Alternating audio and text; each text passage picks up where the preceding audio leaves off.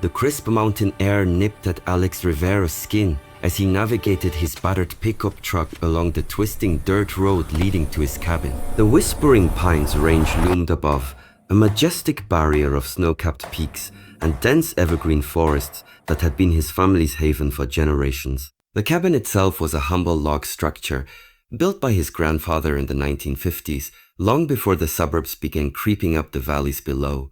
It was off-grid, powered by solar panels and a small wind turbine, with a well for water and a septic system that blended seamlessly into the wilderness. Weakened, Alex cherished this isolation. As a freelance software engineer, he escaped here from the chaos of city life, finding solace in the rustle of leaves and the distant howl of wolves. Importantly, his property wasn't part of any homeowners association. The land deeds predated the development of Evergreen Estates by decades, granting him freedom from their meddlesome rules. Trouble began subtly, like a distant thunderclap on a clear day. It was a Tuesday morning when the first letter arrived, delivered by a harried postal worker who grumbled about the trek up the mountain. The envelope bore the ostentatious crest of the Evergreen Estates HOA, a stylized pine tree encircled by a wrought iron fence, symbolizing their gated community's supposed harmony with nature. Alex tore it open over his morning coffee, expecting junk mail. Instead, it was a notice of intent to enforce community standards. The letter claimed his cabin's unsightly solar panels, stacked firewood, and even the faded red paint on the door violated aesthetic guidelines meant to preserve property values. Immediate compliance required, it demanded, threatening fines. Alex laughed it off, crumpling the paper and tossing it into the wood stove where it curled into ash. Bunch of suburban busybodies, he muttered to himself, stirring his coffee. His land was 5 miles from their nearest gate. How could they possibly claim jurisdiction? But the letters persisted, arriving weekly like unwanted guests. The tone escalated from polite reminders to stern warnings, citing fabricated violations, alleged runoff from his property polluting a downstream creek, noise from his occasional chainsaw work disturbing the peace. Fines accumulated on paper, $500 then $1,000, ballooning to $5,000 with interest. Alex ignored them all, but a nagging worry crept in. He consulted his lawyer, an old family friend named Carla Ruiz, over a staticky phone call. "They're bluffing, Alex," she assured him. "Your deed is ironclad. No HOA has authority over non-members." Still, she advised documenting everything. Alex installed a trail camera at the property entrance, capturing wildlife and the occasional delivery vehicle, and began archiving the letters in a folder labeled HOA Nonsense. Down in the valley, the Evergreen Estates HOA board convened in their gleaming clubhouse, a modern edifice of glass and steel that clashed grotesquely with the surrounding landscape. President Harlan Thorpe, a retired investment banker with a silver mane and a perpetual scowl etched into his face, presided over the meeting like a king on his throne. He slammed his gavel on the polished oak table, silencing the murmurs of the 24 members, affluent retirees, young professionals, and a smattering of families who had fled urban sprawl for this idyllic community. "This renegade cabin is a blight on our values," Harlan thundered, pointing to a projected image of Alex's property, snapped covertly by a drone. Vice President Marjorie Klein, a former real estate agent with perfectly coiffed hair and clacking pearl necklace, nodded vigorously. "His ramshackle setup is driving down our property appraisals. Buyers see that I saw from the rich and think twice." Whispers rippled through the room. Polluter, non-conformer, threat to our lifestyle. The board voted unanimously on Operation Clean Sweep, a plan to mobilize residents, stage a massive protest, and pressure Alex into selling or complying. Alex first caught wind of the brewing storm during a supply run to the small town of Pine Ridge at the mountain's base. At Wilkins' General Store, a dusty emporium stocked with everything from canned beans to hunting gear, Old Man Wilkins pulled him aside behind the counter. The store owner, a grizzled veteran with a tobacco-stained beard, leaned in conspiratorially. "Sure, heard the HOA stirring up trouble about your place, son. Claiming you're dumping waste in the creek running illegal operations." Alex's brow furrowed. "That's a flat-out lie. My septic's inspected, and I don't even have runoff." Wilkins shrugged, handing over a bag of groceries. "Just passing on the gossip. Watch your back. They're organizing something big. Outside, Alex found a flyer tucked under his truck's wiper blade. Join the March for Community Standards. Saturday at dawn, bring signs and spirit. The date was just days away. Whew. Unease settled over Alex like a fog as he drove back up the mountain. He wasn't built for confrontation. At 38, he was introverted, preferring code and coffee to crowds. But this felt personal, an assault on his heritage. That evening, as the sun dipped behind the peaks, painting the sky in hues of orange and purple, he fortified his defenses. He checked the trail cam footage, nothing unusual yet, stocked the pantry with non-perishables, and cleaned his grandfather's old Remington shotgun, loading it with birdshot for deterrence, not harm. Just in case, he whispered to the empty cabin, the words echoing off the wooden beams. Saturday arrived with a biting chill, frost glazing the ground like sugar. Alex was outside chopping wood, the rhythmic thunk of his axe splitting logs, a meditative ritual, when he heard the distant rumble. At first he dismissed it as thunder, but it grew steadier, more mechanical engines laboring up the steep grade. Dropping the axe, he grabbed his binoculars from the porch and scanned the horizon. His stomach dropped. A convoy snaked up the road, SUVs with rooftop racks, minivans emblazoned with OA stickers, pickups flying banners. At least 100 vehicles, by his count, disgorging even more people at the edge of his property line. They spilled out in a wave, chanting slogans that carried on the wind. HOA pride, no blights allowed. Harlan Thorpe led the charge, megaphone in one hand, a sign reading comply or goodbye in the other. His voice boomed across the clearing. Alex Rivera, come out and face your neighbors. Your property is a disgrace. The crowd surged forward, trampling ferns and underbrush, their faces a mix of righteous indignation and mob-fueled excitement. Marjorie Klein distributed flyers, her lips curled in a smug smile, while families with children, kids with faces painted in green and white OA colors, joined the fray. Elderly members leaned on canes, shouting epithets. Young professionals snapped photos on their phones, live-streaming the protest. Signs bobbed like buoys in a stormy sea. Eyesore no more. Protect our values. Tear it down. Alex's heart raced as he retreated inside, bolting the door and grabbing his phone. Fingers trembling, he dialed 911. There's a mob trespassing on my property, he said, his voice calmer than he felt open door. Over 100 people getting aggressive. The dispatcher, a woman with a soothing tone, promised deputies were en route. But the nearest station was a 30-minute drive on good roads, longer if traffic from the convoy blocked them. Outside, the chants intensified. Tear it down, tear it down. A rock sailed through the air, shattering the front window in a cascade of glass. Shards sprayed across the floor, and Alex ducked behind a couch, adrenaline surging. Peering through the curtains, he saw the mob encircling the cabin like a noose. Some pounded on the walls with fists, others hurled more debris, sticks, clods of dirt. A burly man in a t-shirt emblazoned HOA enforcer kicked at the door, the wood splintering slightly under the impact. Open up, you squatter. This land belongs to the community. Alex's mind reeled. Why this hatred? His cabin was self-sustaining, harming no one. But to the HOA, it represented chaos in their ordered world, wilderness defying their manicured lawns, independence mocking their conformity. Grabbing the shotgun, Alex racked a shell, the metallic click echoing in the tense silence inside. He didn't want to hurt anyone, but he couldn't let them breach. Stepping to the broken window, he shouted, "This is private property. Leave now or I'll defend myself." The response was a jeer, more rocks flying. Desperation mounting, he aimed skyward and fired, a deafening boom that reverberated off the mountains. The crowd faltered, screams piercing the air as people dove for cover. He's shooting, call the media. This proves he's dangerous. Harlan bellowed through his megaphone, rallying them even as panic spread. Chaos reigned. Protesters scattered briefly, then regrouped with renewed fury, some advancing closer. Alex backed into the kitchen, overturning the table as a barricade. Sweat beaded on his forehead.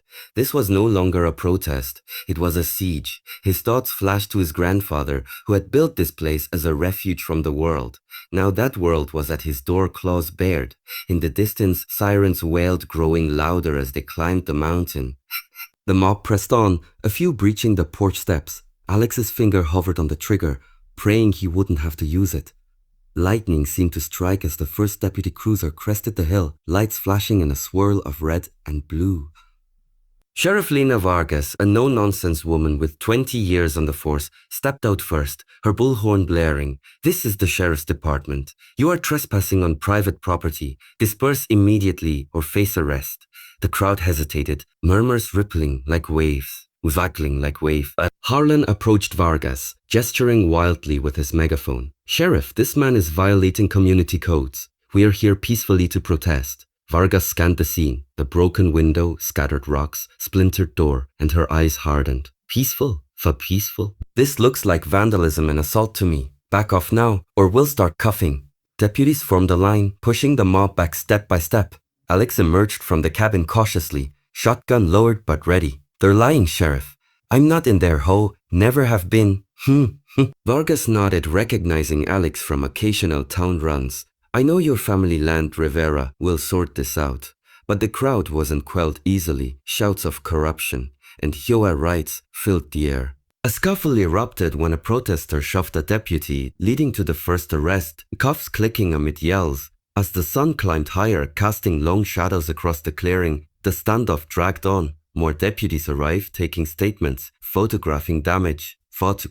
Harlan vowed lawsuits, his face purple with rage, while Marjorie Klein slung to the background, her pearls no longer clacking with confidence. By late afternoon, the mob had been herded back to their vehicles, engines revving in retreat.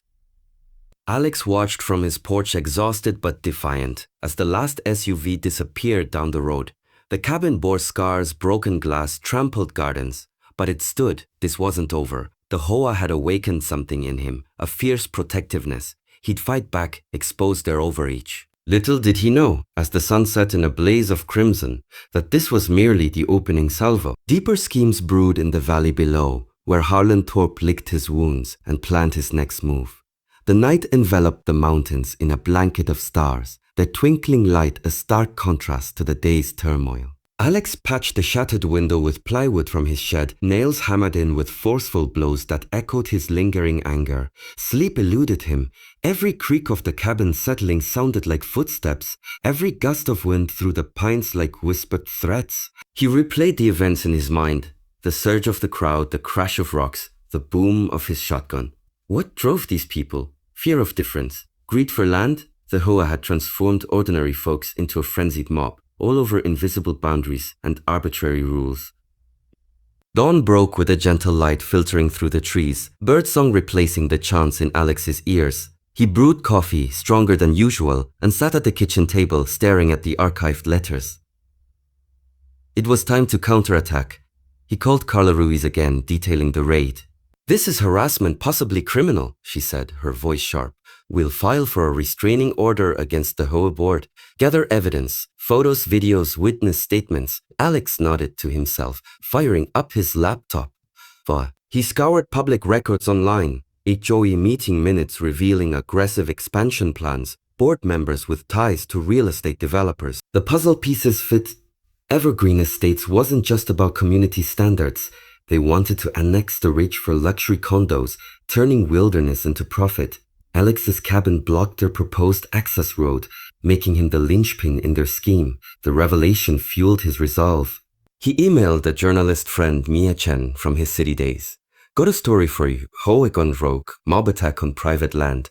Attachments included." Mia responded quickly. "This is gold. I'll dig deeper." Meanwhile, word spread through Pine Ridge like gossip at a church picnic.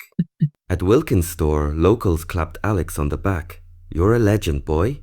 Standing up to those valley snobs." But not all reactions were positive. Anonymous calls came in, heavy breathing and hang-ups, a slashed tire on his truck overnight. Sheriff Vargas visited mid-morning, thermos in hand as before.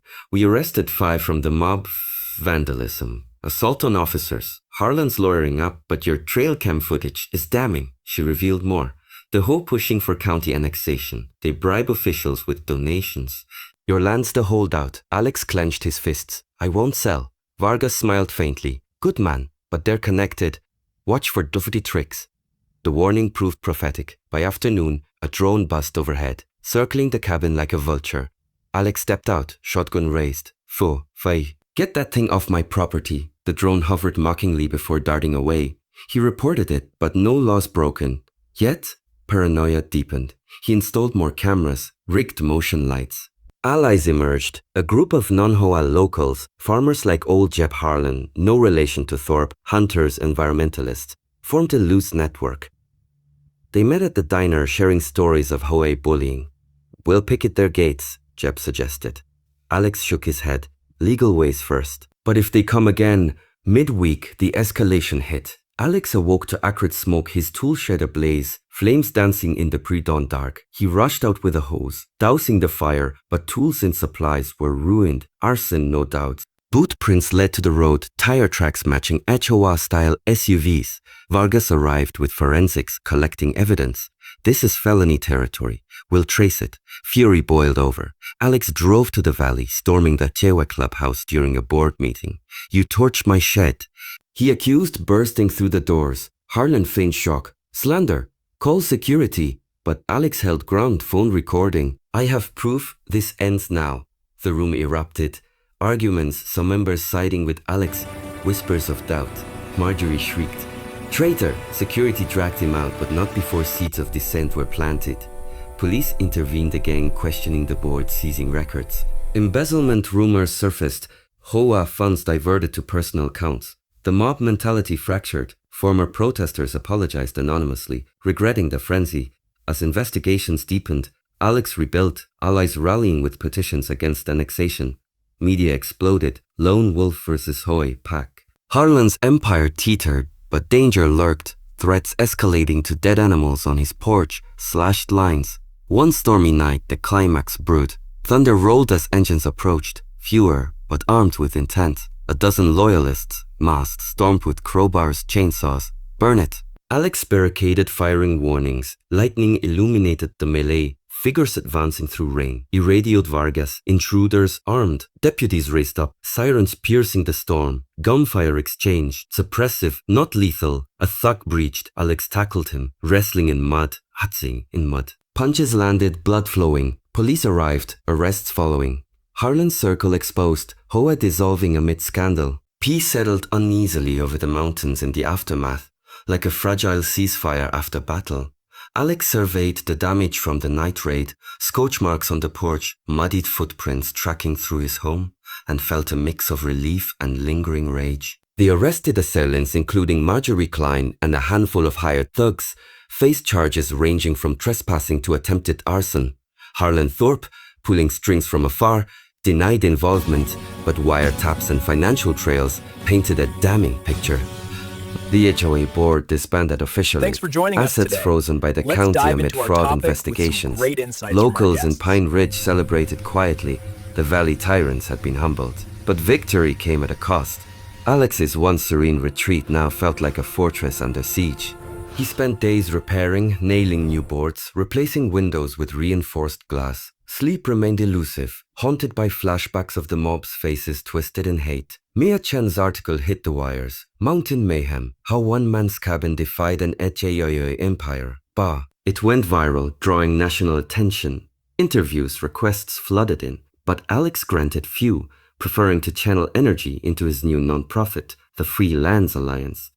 "We're fighting for property rights everywhere," he told a local reporter, his voice firm. Donations trickled in, enough to hire a part-time lawyer and host community meetings. Harlan, however, festered in defeat. From a rented condo in the city, his mansion seized as evidence, he rebuilt his network. "That Rivera thinks he's won," he snarled to a shadowy associate over encrypted calls. "We'll bury him in lawsuits." A barrage of civil suits followed, defamation, emotional distress, even environmental claims alleging Alex's cabin harmed wildlife. Carla Ruiz countered each, but the legal fees mounted, draining Alex's savings. Anonymous harassment persisted, fake reviews tanking his freelance business, doxing that exposed his email to spam. Sheriff Vargas became a regular visitor, her cruiser a welcome sight. "We've got eyes on Harlan's crew," she assured, sharing coffee on the porch. "But they're sneaky, stay vigilant." She revealed intercepted plans, poisoning his well, framing him for poaching. Alex upgraded security, solar-powered alarms, a guard dog named Rusty from the shelter. The German Shepherd's Bart became his new sentinel. Winter descended, snow blanketing the range in white silence. The isolation amplified threats. A power outage from cut lines left him in darkness, generators humming defiantly. One night, a figure skulked near the shed, caught on camera, but gone before confrontation. Alex patrolled with rusty shotgun slung, breath fogging in the cold. Allies proved invaluable. The support group expanded, hosting rallies in town. Jeb organized petitions, gathering thousands of signatures to block development. Environmental groups joined, citing the ridge's ecological value. Mia's follow-up piece exposed Harlan's developer ties, sparking state inquiries. Escalation peaked midwinter. Alex awoke to Rusty's growls, vehicles approaching through snow. 20 assailants this time, snowmobiles whining. They encircled, torches flaring. "Finish it," one yelled. Alex activated alarms, floodlights blazing. Warning shots cracked the night. Vargas's team, alerted by radio, battled the storm to arrive. Spotlight swept, commands boomed. Scuffles in snow. Arrests, confessions cracking the conspiracy wide. Spring brought thaw and closure. Man convicted, imprisoned. Alex's cabin endured, a symbol of resilience. The Freelance Alliance thrived, advocating nationwide. Scars faded, but vigilance remained. As wildflowers bloomed, Alex hiked the ridge, Rusty at his side, spirit unbroken.